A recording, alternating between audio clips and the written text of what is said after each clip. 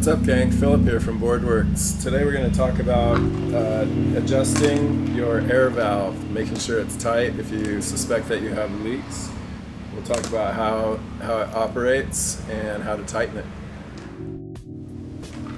When you receive your paddleboard, it comes with a repair kit, and inside this there's glue, a valve wrench, and some spare patches with the same colors as your board. What we're looking for is this valve wrench. The way to adjust your valve is on the back side. There's a little indentation or depression where the inside of the nut is. This is a two-part valve with an inner nut and an exterior screw. So you want to try to hold that nut tight with your hand, and it'll be really tight at first. You can also do it on the ground, push down on the board and try to get the nut to stay in place, and then the first few turns will be a little bit tight, and you need to keep that nut stable, and eventually it'll get easier to loosen. You can take it out by hand once you get it loose. And you'll see inside is the floating nut, valve nut.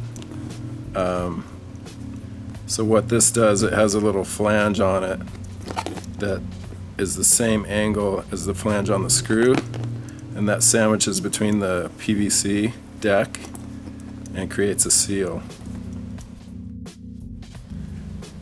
So what you want to look for is any excess glue or sediment, any kind of sand, dust that might be creating a space where air can get out.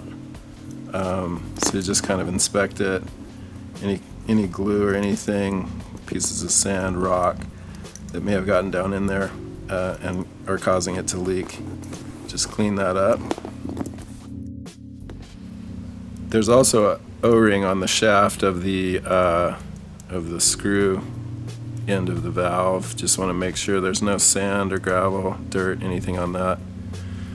And then you can also look inside of the valve itself and make sure you don't have any debris. Make sure the spring is working properly. Okay, when you're ready to put it back together, you just want to make sure that your nut side of the valve is lined up. Make sure there's no drop stitch thread that has come in from the inside of the board and gotten into the threads. And then slowly screw it in. Make sure you don't cross thread it. It turns 5 or 6 times before it starts to get snug, so you'll know right away if you're cross threaded. And you can get it tight by hand, again grabbing the back side of the nut as you tighten it. Get your valve wrench for the final couple of turns, and you want to give it a pretty good crank at the end. Make sure you got it really snug.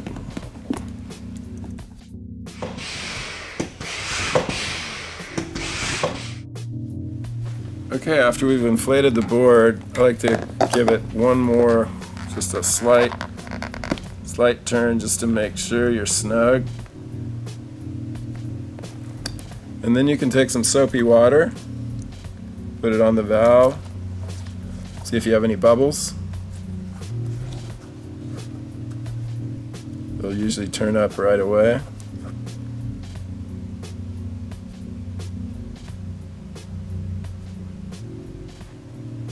And it looks like we're good.